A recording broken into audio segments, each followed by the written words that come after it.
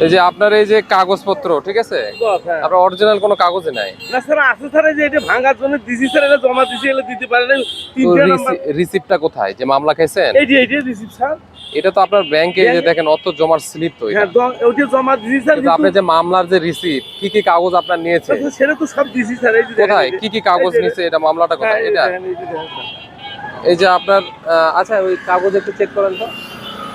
গাজীপুর চ এক এটা চেক করলে বুঝতে পারা যাবে আপনার কি অবস্থা, কাগজের ফিটনেস কতদূর। এই কি মেন্টাল পেশেন্ট? হ্যাঁ হ্যাঁ স্যার, খালি ভর্তি হবে না স্যার, এখানে ভর্তি করার জন্য আসছেন? ভাসতে হয় স্যার, ভর্তি কত থেকে আসছেন? ফুল লাগা আছে স্যার, দেখেন স্যার। হ্যাঁ বুঝতে পারছি গাড়ি অবস্থা খারাপ।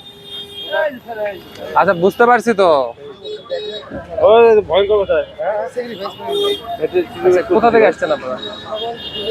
এই গাড়ি আপনার ট্যাক্স টোকেন ম্যাচ সব রংপুর থেকে আসছেন, কিন্তু গাড়ি রাস্তায় চললে আপনার গাড়ির তো কাগজপত্র ঠিকঠাক সেটা বুঝতেছেন। আচ্ছা পেশেন্টটা রেখে আসুক, কাগজ রেখে আর পেশেন্টটা রেখে আসেন, দেখে দাঁড়ান।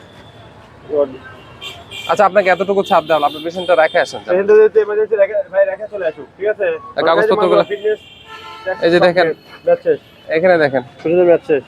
আপনার 2018 সাল থেকে ফিটনেসের আপনি ভাই এমার্জেন্সি রোগীটার আমার কাগজপত্র জমা রাখতে হবে। আপনার এখানে দেখেন ট্যাক্স টোকেনের ম্যাচ 19 সাল থেকে।